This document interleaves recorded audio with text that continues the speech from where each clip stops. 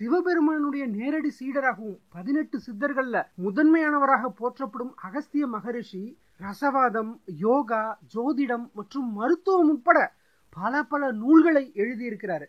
அதுல ஒரு நூல் அகஸ்திய சம்ஹிதை அப்படின்ற ஒரு நூல். இந்த நூல் முழுக்க முழுக்க அறிவியல் கண்டுபிடிப்பை பற்றி பேசுகிறது. அந்த நூல்ல ஒரு பகுதி இந்த எலக்ட்ரிக் பேட்டரி, நம்ம பேட்டரி எல்லாம் பயன்படுத்துறோம் இல்லையா, அந்த பேட்டரியை உருவாக்குவது பற்றி கூறுகிறது.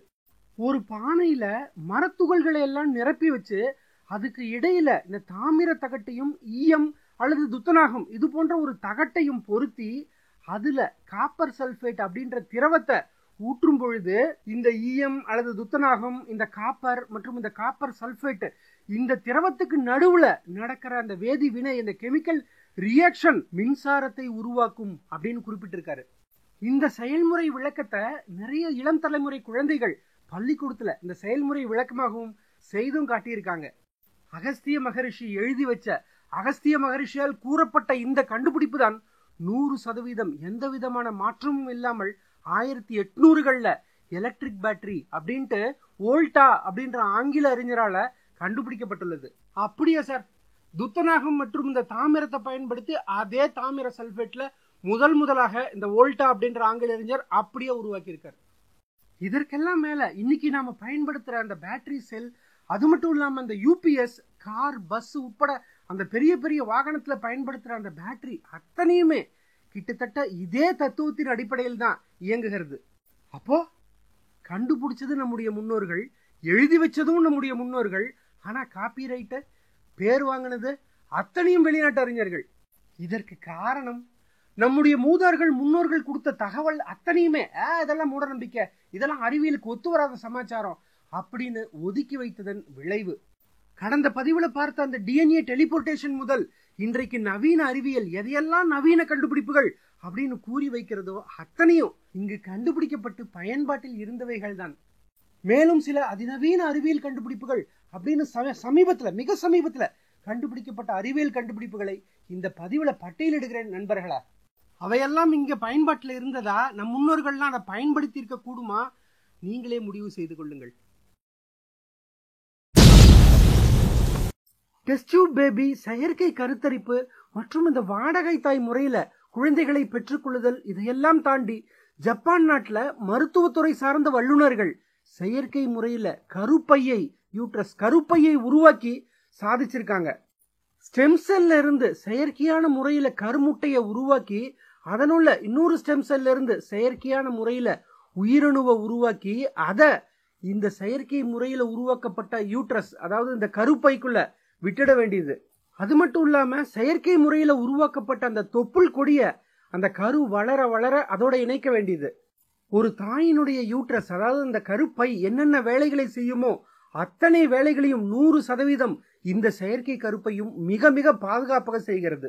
அந்த கரு முற்றிலும் வளர்ந்த பின்பு அந்த செயற்கை கருப்பையிலிருந்து எடுக்கும் பொழுது 100% ஆண் அல்லது பெண் இந்த 2 பேருமே இல்லாம புத்தம்புது குழந்தையை உருவாக்க முடியும் அப்படின்ட்டு இன்றைய நவீன மருத்துவத்துறை நிரூபித்திருக்கிறது. இதுல என்ன ஆச்சரியம்னா, அந்த குழந்தையினுடைய நிறம் என்ன வேணும் தேர்ந்தெடுத்துக்கலாம். குழந்தையினுடைய உயரம் எவ்வளவு இருக்கணும், முடியினுடைய கலர் நிறம் என்னவாக இருக்க வேண்டும், மூளை அந்த சிந்தனையினுடைய ஐக்கியூ திறன் எவ்வளவு இருக்கணும், இப்படி பல பல தனித்திறமைகள் மட்டும் இல்லாம அத்தனையுமே செயற்கையான முறையில டிஎன்ஏ மாற்றம் உட்பட அத்தனையுமே செய்து அந்த குழந்தையை உருவாக்க முடியும். இதை பரிசோதித்து வெற்றியும் பெற்றிருக்கிறார்கள். செயற்கை முறையில இதே போல ஒரு ஆட்டுக்குட்டியை உருவாக்கி சாதித்திருக்கிறது இந்த ஜப்பானை சார்ந்த அறிஞர்கள் குழு. அடுத்து மனிதர்களை உருவாக்கும் முயற்சி மும்முரமாக நடைபெற்று வருகிறது. அதுவும் எப்படி, ஆண் அல்லது பெண் 2 பேருமே இல்லாம முற்றிலும் 100% செயற்கையான முறையில ஒரு குழந்தையை உருவாக்கும் முயற்சி நடைபெற்று வருகிறது. இந்த ஜெனட்டிக்கலி மாடிஃபைட் டிசைன் பேபிஸை சட்டப்பூர்வமாக அங்கீகரிக்கவும் செய்திருக்கிறது யுனைடெட் கிங்டம் அரசு.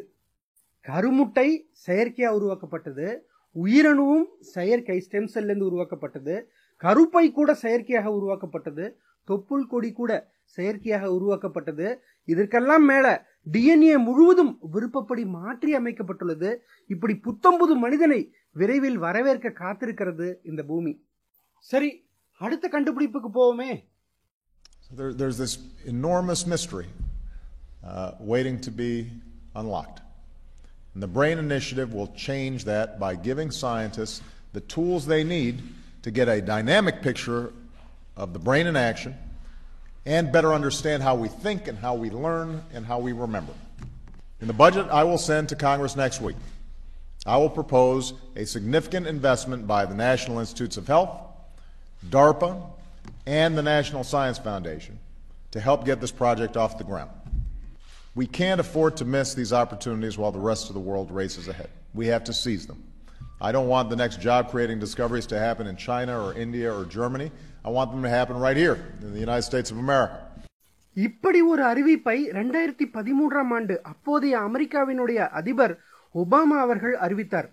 இந்தியாவோ அல்லது சீனாவோ மூளை பற்றிய ஆராய்ச்சியில் இறங்குறதுக்கு முன்னாடி நாம் அதை பற்றிய விஷயங்களை நிறைய ஆராய்ச்சிகளில் ஈடுபட்டு சாதித்தாக வேண்டும் அப்படின்ட்டு பல மில்லியன் டாலர் செலவுல பிரைன் இனிஷியேட்டிவ் அப்படின்ற ப்ராஜெக்டை ஆரம்பிச்சு வச்சார் இவர்.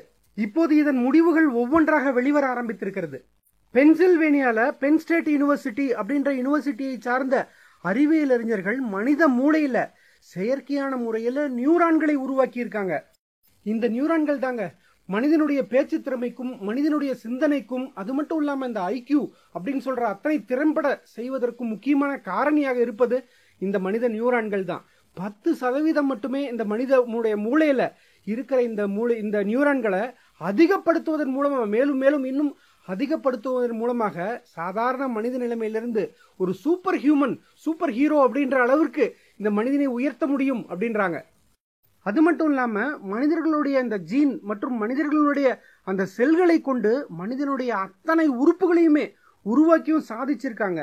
இந்த ஆய்வினுடைய மூலம் மனிதனுடைய காது, மூக்கு, தோல், இதயம், கிட்னி, கண்கள் உட்பட அத்தனை உறுப்புகளும் அவனுடைய செல்லை கொண்டே அவனுடைய ஜீனை கொண்டே செயற்கையாக உருவாக்க இயலும்.